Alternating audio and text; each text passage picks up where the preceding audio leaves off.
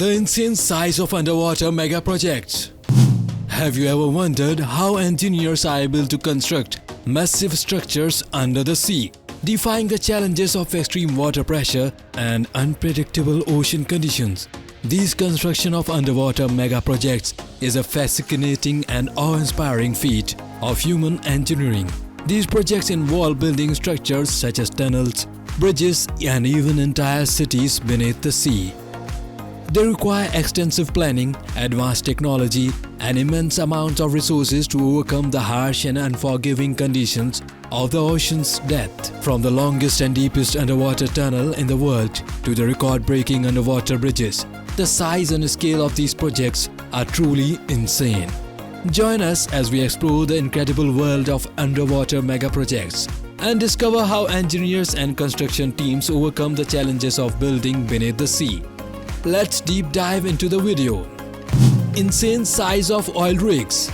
Oil rigs have grown in size as companies search for new reserves to meet global demand for oil. More than two-thirds of the world's oil and gas reserves are under the ocean floor, leading to the construction of giant offshore drilling platforms. These platforms have grown taller over time and are now comparable to some of the tallest skyscrapers on land.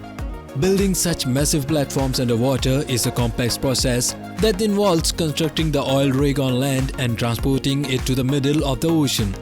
The Bullwinkle platform, installed by Shell in 1988, is the oldest of these platforms and stands at 529 meters tall. Chevron built the Petronas Component Tower in 2000, which is 640 meters tall and still holds the record for being the tallest oil rig. Nowadays, floating oil platforms can reach up to 2,900 meters deep into the water. Engineers use component towers for depth between 500 to 1,000 meters. These tall and narrow structures made with concrete and steel are designed to endure greater forces as they can sway with the waves. The world's deepest oil wells are located 3 kilometers beneath the ocean, and building steel towers and attaching them to the ocean floor at these depths is not practical. Engineers therefore use floating oil rigs to make drilling possible. One such oil rig, Perdido, enables drilling at a depth of over 2.5 kilometers through a 170 meters spar. Constructed in Finland in 2008, Perdido remains the deepest oil rig in the world until Shell unveiled Stones 8 years later. With the ability to operate 2.9 kilometers beneath the seabed, Stones can extract oil from reservoirs as deep as 8,000 meters in the ocean. Underwater tunnels. The construction of underwater mega projects such as large oil platforms and kilometer-long tunnels present significant challenges. Early attempts to build the first underwater tunnel in the 19th century failed due to soft ground and flooding. However, with the introduction of new technologies, subsea tunnels were eventually constructed, with the Thames Tunnel being completed in 1843 using the tunneling shield. Today, the longest underwater tunnel in the world is the 50-kilometer Channel Tunnel connecting Britain and France, which was completed in 1994 using 11 tunnel boring machines. Before starting construction, experts examined the geology of the bottom of the English Channel and determined that the lower chalk layer was the easiest to bore through. The tunnel boring machines cut through the chalk while the sides of the tunnel were reinforced with concrete to withstand the pressure from waves. The French and English sides of the tunnel finally met in 1991, and the whole project consists of 3 parallel tunnels, 2 of which are reserved for trains. While the third is used as a service tunnel, the construction costs for the Channel Tunnel were over $14 million, which was 3 times higher than the original estimates.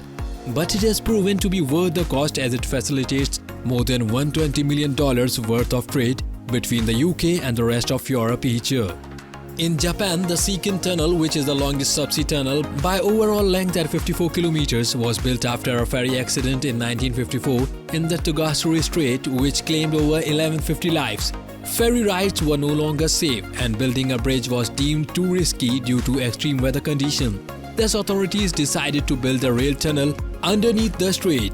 With construction beginning in 1971 and the excavation starting on both sides, the main tunnel was completed in 1988, and the final cost of building the second tunnel was around $7 billion, making it one of the most spectacular engineering achievements to this day.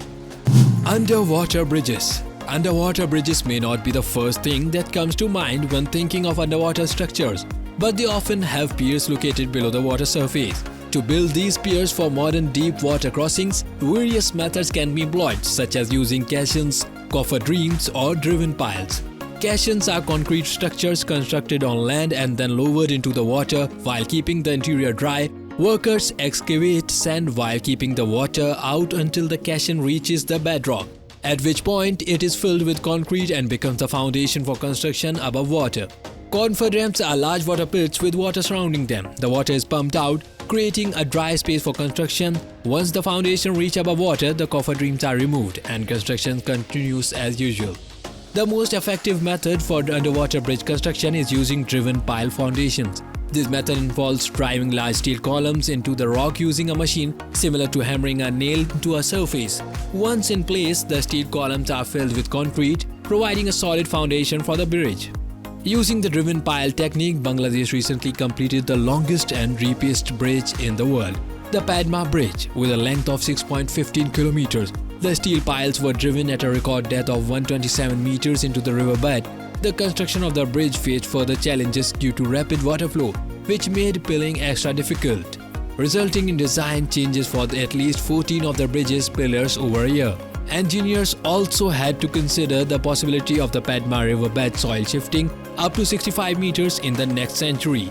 The Padma Bridge cost $3.8 billion to build but expected to increase the country's annual GDP by 1.2%, with some economic benefits already on display.